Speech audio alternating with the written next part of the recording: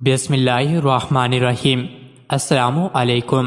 روزانہ واقعات سننے کے لیے اس چینل کو سبسکرائب کریں۔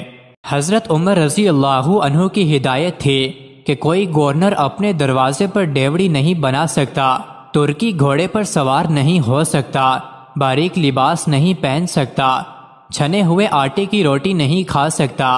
امیر المومنین عمر بن خطاب رضی اللہ تعالی عنہ مسجد نبوی میں بیٹھے ہوئے تھے، کتنے میں ان کے پاس سے ایک آدمی کا گزر ہوا۔ وہ کہہ رہا تھا، اے عمر، تمہارے لیے جہنم کی آگ ہے۔ امیر المومنین نے حاضرین سے فرمایا، اس آدمی کو میرے پاس لاؤ۔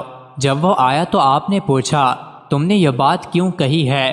وہ کہنے لگا، آپ اپنے گورنروں کو مقرر کرتے وقت ان سے شرائط قبول تو کرواتے ہیں، مگر ان کا محاسبہ نہیں کرتے کہ انہوں نے شرائط پوری کی ہیں یا نہیں۔ امیر المومنین نے پوچھا، بات کیا ہے؟ وہ کہنے لگا، مصر میں آپ کا جو حاکم ہے اس نے آپ کی شرائط کو فراموش کر کے ان باتوں کا ارتکاب کیا ہے جن سے آپ نے منع فرمایا ہے۔ اس کا اشارہ اس طرف تھا کہ مصر کے گورنر ایاز بن غنم رضی اللہ عنہ نے باریک لباس پہننا شروع کر دیا ہے۔ یہ شکایات سننے کے بعد امیر المومنین نے قبیلہ انصار کے 2 آدمیوں کو بغرض تفتیش مصر روانہ کیا اور ان سے فرمایا، تم دونوں مصر جاؤ اور حاکم کے متعلق وہاں کے لوگوں سے استفسار کرو۔ اگر اس آدمی نے مجھے غلط خبر دی ہو تو آگاہ کرنا، اور اگر اس کی خبر صحیح ہے تو حاکم واقعی اپنی ذمہ داری میں کوتاہی کرتا ہے تو وقت ضائع کیے بغیر اسے لے کر میری خدمت میں پہنچو۔ دونوں انصاری امیر المومنین کے حکم کی تعمیل میں مصر روانہ ہوئے اور وہاں پہنچ کر لوگوں سے حاکم مصر کے متعلق حقیقت جاننی چاہیے۔ انہیں وہاں وہی خبر ملی جیسے اس شخص نے امیر المومنین سے شکایت کی تھی۔ چنانچہ ان دونوں نے حاکم کے گھر پہنچ کر دروازے پر دستک دی اور اندر آنے کی اجازت طلب کی۔ دربان نے جواب دیا، آج حاکم سے ملنے کی اجازت نہیں ہے۔ دونوں انصاریوں نے کہا، حاکم کو ہمارے سامنے ضرور نکلنا پڑے گا، ورنہ ہم ابھی اس کا دروازہ جلا دیں گے۔ اتنے میں ایک انصاری جلدی سے آگ کا شعلہ بھی لے کر آ گیا۔ دربان اندر داخل ہوا اور حاکم مصر کو اس کی خبر دی۔ حاکم گھر سے باہر نکلا تو ان دونوں نے کہا، ہم امیر المومنین کا پیغام لے کر آئے ہیں، تمہیں ہمارے ساتھ چلنا ہوگا۔ حاکم نے کہا، میری ایک ضرورت ہے، تھوڑی دیر کے لیے مہلت دو تاکہ تیاری کر لوں۔ انہوں نے کہا، امیر المومنین نے ہمیں حکم دیا ہے کہ تمہیں ایک پل کی بھی مہلت نہ دی جائے۔ جب وہ دونوں حاکم مصر کو لے کر مدینہ منورہ عمر رضی اللہ عنہ کی خدمت میں پہنچے تو اس نے سلام کیا، مگر امیر المومنین نے اسے نہیں پہچانا کیونکہ اس کی حیت پہلے سے بہت بدل چکی تھی۔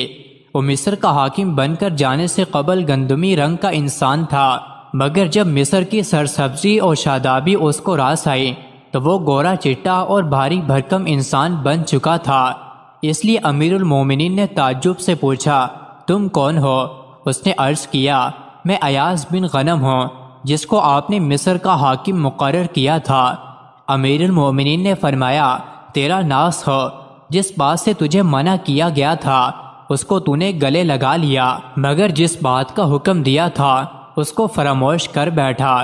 حضرت عمر رضی اللہ عنہ نے ایاز بن غنم رضی اللہ عنہ سے فرمایا کہ اچھا، اب تجھے لوگوں پر حکمرانی کا شوق آ گیا ہے، تم نے حکمرانی کو لذت کا ذریعہ بنا لیا ہے۔ فرمایا کہ جناب گورنر، یہ کرتا اتاریں اور بکری کے بالوں کا بنا ہوا جبہ پہنیں۔ آپ کے ذمے ایک نئی ڈیوٹی لگائی جاتی ہے کہ آج کے بعد آپ بیت المال کی بکریاں چرایا کریں گے۔ پھر امیر المومنین نے بکری کے بالوں سے بنا ہوا لباس، ایک لاٹھی اور صدقے میں آئی ہوئی 300 بکریاں منگوائیں اور فرمایا، یہ لباس زیب تن کرو، میں نے تمہارے باپ کو اس سے بھی ردی لباس پہنتے ہوئے دیکھا۔ یہ لاٹھی اٹھاؤ جو تمہارے باپ کی لاٹھی سے کہیں بہتر ہے، اور فلاں چراہ گاہ میں جا کر ان بکریوں کو چراؤ۔ اس وقت سخت گرمی کا زمانہ تھا۔ امیر المومنین نے مزید فرمایا، اور تم راہ گزرنے والوں کو ان بکریوں کا دودھ پینے سے مت روکو، صرف عمر کے گھر والوں کو روکنا، کیونکہ مجھے نہیں معلوم کہ عمر کے گھر والوں نے کبھی صدقے کی بکریوں کے دودھ یا گوشت میں سے کچھ استعمال کیا ہو۔ چنانچہ 6 مہینے تک ایاس بن غنم رضی اللہ عنہ نے ننگے بدن پر بکری کے بالوں کا جبہ پہن کر بیت المال کی 300 بکریاں چرائیں۔ 6 مہینے گزرنے کے بعد حضرت عمر رضی اللہ عنہ نے بلا کر پوچھا کہ جناب کچھ مزاج ٹھکانے آئے ہیں؟ اس نے کہا جی ہاں۔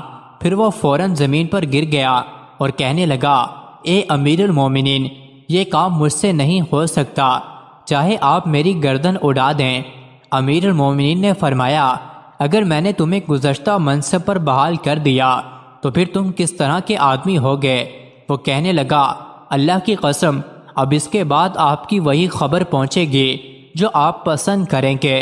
پھر امیر المومنین نے ایاس بن غنم رضی اللہ عنہ کو ان کے سابقہ عہدے پر فائز کر دیا۔ چنانچہ اس کے بعد وہ مصر کا ایک مثالی حاکم ہو گیا اور اپنی ذمہ داریاں خوف و تقوی اور اخلاص و لحیت کے ساتھ انجام دینے لگے۔ مزید ایسے ہی ویڈیوز کے لیے چینل کو ضرور سبسکرائب کریں۔